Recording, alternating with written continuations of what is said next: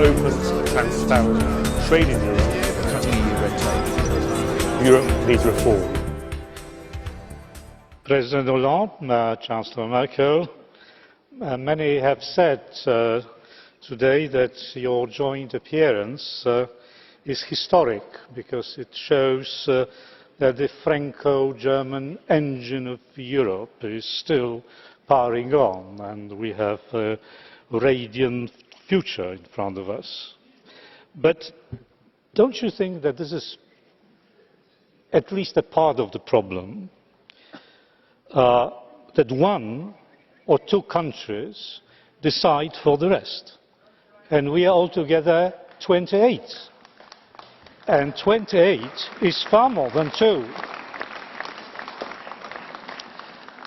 Over the years, the EU, of course, evolved, but my feeling is that its leadership has not. Chancellor Merkel, the events have placed the burden of leadership on your shoulders. Your critics say, however, and they may have a point, that you sometimes forget about the difference between leadership and dominance. And I get the impression that across the European Union, people are concerned about that distinction, because it's become more and more a vital question. And that's part of the reason why we face this crisis over Europe's future. People are concerned that their viewpoint does not matter. Some are ignored, others are bullied, still others are vilified. People are concerned because they hear this deafening federalist rhetoric, not rooted in reality, and through that thin vein of rhetoric, they see a ruthless power play with President Hollande and Chancellor Merkel as major actors, more powerful than those who hold formal positions allegedly higher in the political hierarchy.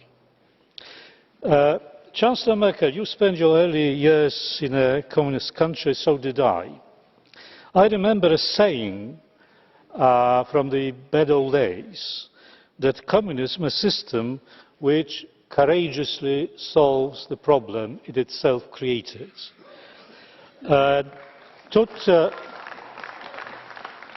Toute proportion gardée, I think that could also be said about the European Union.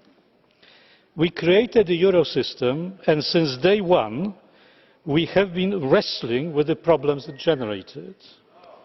And solving those problems led to more dominance and more disregard for elementary rules of cooperation. And turning to the issue of migration and refugees.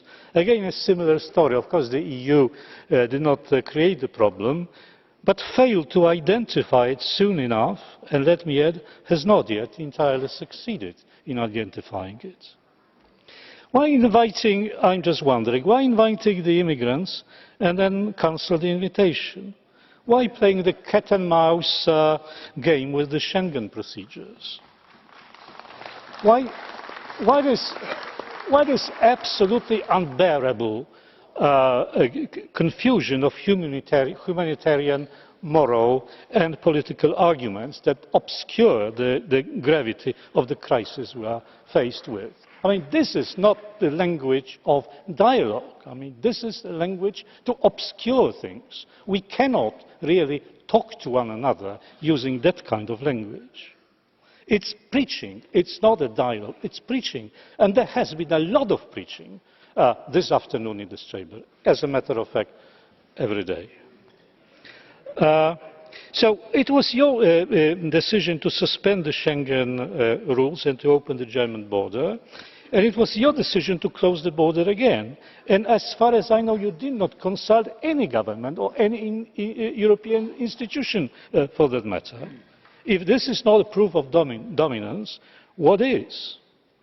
If one wants to have another proof, look at what happened last month at the Home Affairs Council. So this is not the right way of doing things.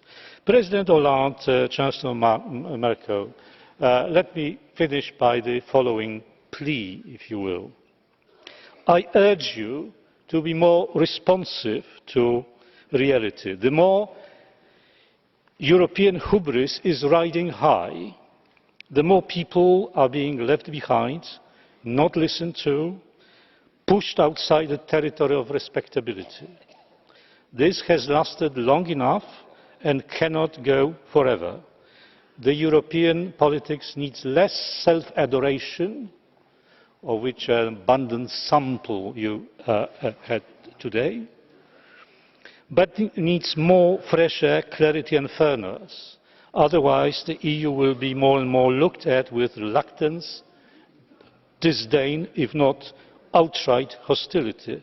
And we do not want it, do we?